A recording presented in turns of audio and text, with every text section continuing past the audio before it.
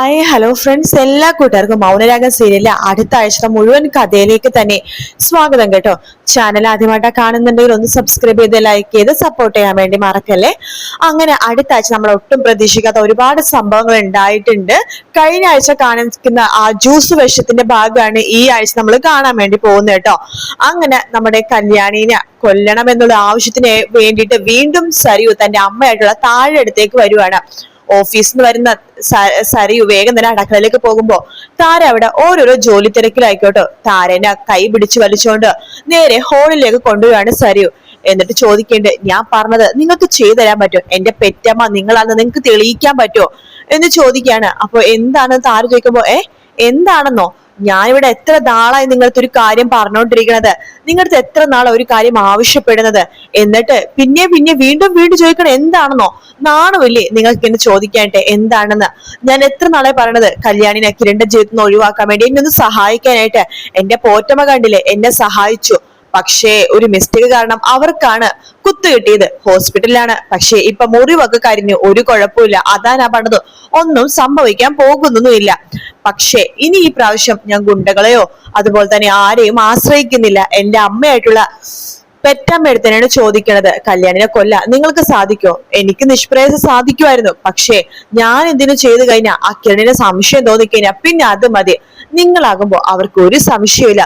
കിരണിനും കല്യാണിക്കും അവർക്ക് ഭയങ്കര വിശ്വാസമാണ് നിങ്ങളെ, അതുകൊണ്ട് നിങ്ങളെ തന്നെ അത് ചെയ്യണം. എനിക്ക് പേടിയാണ് എന്ന് താര പറയുമ്പോ, എന്തിനാ നിങ്ങൾ ഇങ്ങനെ പേടിക്കണത്? ഒന്നുകൊണ്ട് പേടിക്കണ്ട.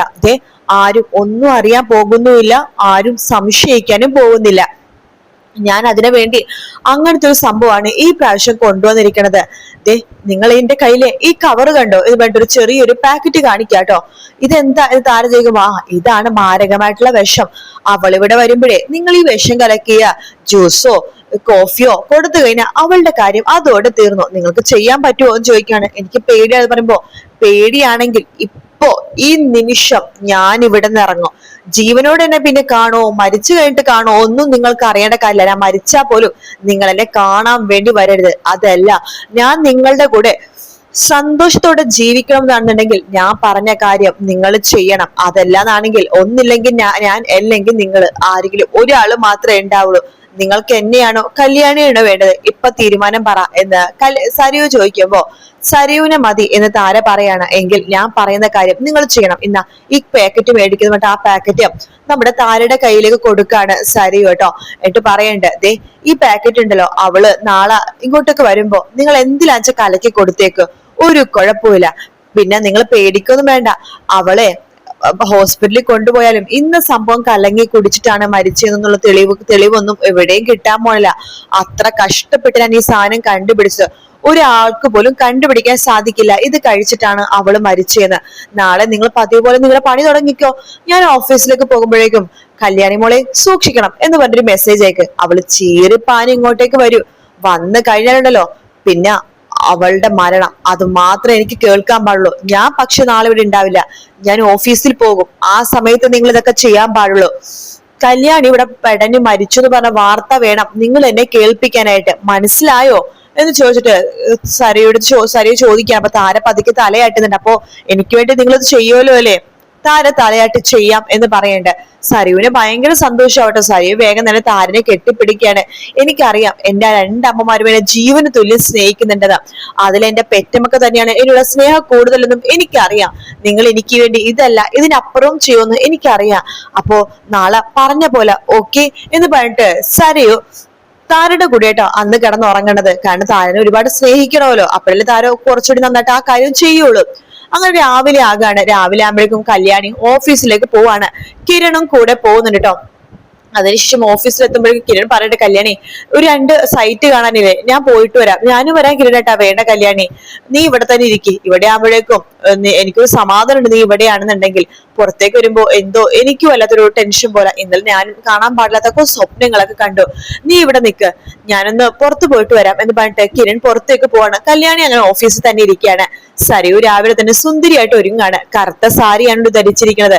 കാരണം മരണം അറിയുമ്പോ കറുപ്പ് ഡ്രസ്സ് ഇടണമല്ലോ, അതുകൊണ്ട് കറുത്ത സാരി തന്നെയാണ് സരി ഉടുത്തിരിക്കുന്നത് കേട്ടോ.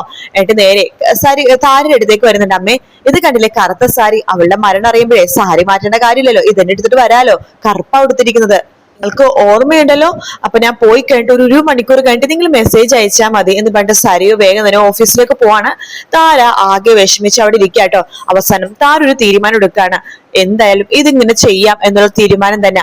അങ്ങനെ കല്യാണിയാണെന്നുണ്ടെങ്കിൽ ഓഫീസിൽ വർക്ക് ഓരോന്നും ചെയ്തുകൊണ്ടിരിക്കുന്ന സമയത്താണ് താര മെസ്സേജ് അയച്ചിരിക്കുന്നത്, മോളെ സൂക്ഷിക്കണമെന്ന് പറഞ്ഞിട്ട്. അത് കാണുന്ന കല്യാണി കിരണിനെ വിളിക്കുന്നുണ്ട്. കിരണിന്റെ ഫോൺ ആണെങ്കിൽ പരിധിക്ക് പുറത്താണ്. താരാന്റെ ആകെ വിഷമത്തിലായിരിക്കും. സരിയു ആണെങ്കിൽ ഇവിടെയാണേലോ. സരിയുടെ അടുത്ത് പറഞ്ഞു കഴിഞ്ഞാൽ അവൾക്കും ടെൻഷനാകും. അതുകൊണ്ട് ഒന്ന് പോയിട്ട് വരാം എന്ന് പറഞ്ഞിട്ട് കല്യാണി വേഗം തന്നെ കാർ എടുത്തിട്ട് അവിടെ നിന്ന് അങ്ങ് പോവാട്ടോ. കല്യാണി പോണ കാണുമ്പോ തന്നെ സരിയുവിന് സന്തോഷമാണ്. അമ്മ പറഞ്ഞ വാക്ക് പാലിച്ചു, മെസ്സേജ് അയച്ചു, അതുകൊണ്ടാ അവള് ഇടി വെട്ടിയ പോലെ അങ്ങ് പോണത് എന്നൊക്കെ പറഞ്ഞ് സന്തോഷത്തോടെ ഇരിക്കട്ടെ സരിയു. അങ്ങനെ താരുടെ അടുത്തേക്ക് കല്യാണി പോകാണ്. ബെല്ലടിക്കുമ്പോ താര വാതിൽ തുറക്കുന്നുണ്ട്. ആ താരാന്റി, എന്താ താരാന്റി മെസ്സേജ് അയച്ചെന്ന് പറയുമ്പോഴേക്കും താര കേറി ഇരിക്കാൻ വേണ്ടി പറയാണ്. അങ്ങനെ കല്യാണി അവിടേക്ക് കേറി ഇരിക്കുന്നുണ്ട്. എന്താ ആന്റി സൂക്ഷിക്കണമെന്ന് പറഞ്ഞ് വീണ്ടും മെസ്സേജ് അയച്ചത്, എന്താ കാര്യം ആന്റി, എന്താ ആന്റി പ്രശ്നം എന്ന് ചോദിക്കുമ്പോ, അത് ഇന്നലെ രാത്രി ഒരു സ്വപ്നം കണ്ടു കല്യാണിക്ക് അപകടം പറ്റുന്ന പോലെ, അതാണ് മെസ്സേജ് അയച്ചതെന്നാണ് താര പറയണത്. ഓ, ഈ ആന്റിയുടെ ഒരു കാര്യം ആന്റി, എനിക്കൊരു കുഴപ്പമില്ല, നിങ്ങളുടെയൊക്കെ എല്ലാവരുടെ സ്നേഹവും പ്രാർത്ഥനയൊക്കെ എന്റെ കൂടെ ഇല്ലേ ആന്റി, പിന്നെ എനിക്ക് എന്ത് സംഭവിക്കാനാണ്, എനിക്കൊരു കുഴപ്പമില്ല ആന്റി എന്നൊക്കെ കല്യാണി പറയാണ്.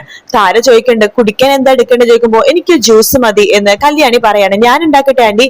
വേണ്ട വേണ്ട, ഞാൻ ഉണ്ടാക്കാമെന്ന് താര പറഞ്ഞിട്ട് നേരെ അടുക്കളയിലേക്ക് പോയിട്ട് ജ്യൂസ് ഉണ്ടാക്കാണ്. ഓറഞ്ച് ജ്യൂസാണ് ഉണ്ടാക്കുന്നത്. അതിൽ ഈ പറഞ്ഞ പോലത്തെ പൊടിയും കലക്കുന്നുണ്ട്. 2 ഗ്ലാസ്സിലാണ് ജ്യൂസ് എടുക്കുന്നത്. ഒരു ഗ്ലാസ്സിൽ താരക്കും ഒരു ഗ്ലാസ് കല്യാണിക്കും. കാരണം താര കുടിച്ചില്ലെങ്കിലും കല്യാണി പ്രശ്നം ഉണ്ടാക്കും. ആന്റി എന്താ കുടിക്കാത്തത്, ആന്റി എന്താ ജ്യൂസ് എടുക്കാത്തത്, ഞാൻ ഉണ്ടാക്കി തരാം എന്നൊക്കെ കല്യാണി പറയൂ. അതുകൊണ്ട് തന്നെ താരക്ക് ഒരു ഗ്ലാസ്, കല്യാണിക്ക് ഒരു ഗ്ലാസ് എടുക്കുന്നുണ്ട്. ശേഷം ഒരു ഗ്ലാസ് ജ്യൂസ് കല്യാണിക്ക് കൊടുക്കുന്നുണ്ട്. ഒരു ഗ്ലാസ് താരയും കുടിക്കുകയാണ്. കല്യാണി ജ്യൂസ് കുടിച്ചിട്ട് താരടുത്ത് ഒരുപാട് സ്നേഹത്തിലേക്ക് സംസാരിക്കുന്നുണ്ട്. പെട്ടെന്നാണ് കല്യാണിക്ക് വല്ലാത്തൊരു ശ്വാസം മുട്ടൽ അനുഭവപ്പെടുന്നത്. പിന്നീട് കല്യാണി ശ്വാസം കിട്ടാതെ നിലത്ത് കിടന്ന് പെടയുന്ന രംഗമാണ് പ്രൊമോയില് കാണിച്ചത്. താരയാണെങ്കിൽ അത് കണ്ട് ഇങ്ങനെ നിലവിളിക്കുന്ന പോലെ ശബ്ദം ഉണ്ടാക്കാതെ നിലവിളിക്കുന്നുണ്ട്. അപ്പൊ ആ ഒരു ഭാഗമാണ് പ്രൊമോയില് കാണിച്ചത്. എന്തായാലും കല്യാണി മരിക്കില്ലെന്ന് നമുക്ക് എല്ലാവർക്കും അറിയാം. കല്യാണി മരിക്കുന്ന പോലെയാണ് കേട്ടോ കാണിച്ചത്. ഇങ്ങനെ പിന്നെ അനക്കൂലാതെ ഇങ്ങനെ കിടക്കുന്നു, അങ്ങനെയൊക്കെയാണ് കാണിച്ചത്. പക്ഷെ കല്യാണി മരിക്കില്ലെന്ന് നമുക്ക് എല്ലാവർക്കും അറിയാം. മിക്കവാറും ആ ജ്യൂസ് കുടിച്ചിട്ടുണ്ടാവുക താര തന്നെയായിരിക്കും. വേറൊന്നുമല്ല, താര തനിയെ ആത്മഹത്യ ചെയ്യും. വേറൊന്ന് സരിയുവിന്റെ ഈ ഒരു ക്രൂരതയും സരിയുവിന്റെ ഈ പീഡനൊന്നും സഹിക്കാൻ വയ്യാതെ താര തനിയാണ് മരിക്കാൻ പോണത്. കല്യാണിക്ക് നല്ല ജ്യൂസ് തന്നെ താര കൊടുക്കുള്ളൂ.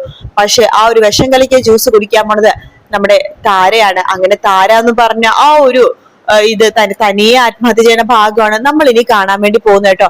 അതങ്ങനെ തന്നെ ആവാനേ ചാൻസ് ഉള്ളൂ. താരയുടെ മരണം, പിന്നെ താര എങ്ങനെ മരിച്ചു, അതൊക്കെ ആയിരിക്കും പിന്നെ കിരണൊക്കെ അന്വേഷിക്കാൻ വേണ്ടി പോകണം. താരൻ എന്തിനാണ് അങ്ങനെ ചെയ്തത് എന്നൊക്കെ അന്വേഷിക്കുന്ന കിരണ പിന്നെ ആ ഒരു ഉത്തരത്തിലേക്കും എത്തും. സരിയുവാണ് ഇതിനെല്ലാത്തിനും കാരണമെന്ന്. എന്തായാലും കാത്തിരുന്ന് കാണാം ഫ്രണ്ട്സ്. വീഡിയോ ഇഷ്ടപ്പെട്ടാൽ ലൈക്ക് ചെയ്യുക, സബ്സ്ക്രൈബ് ചെയ്യുക, കമന്റ് ചെയ്യുക. മറ്റൊരു വീഡിയോ കാണാം. Take care, bye bye.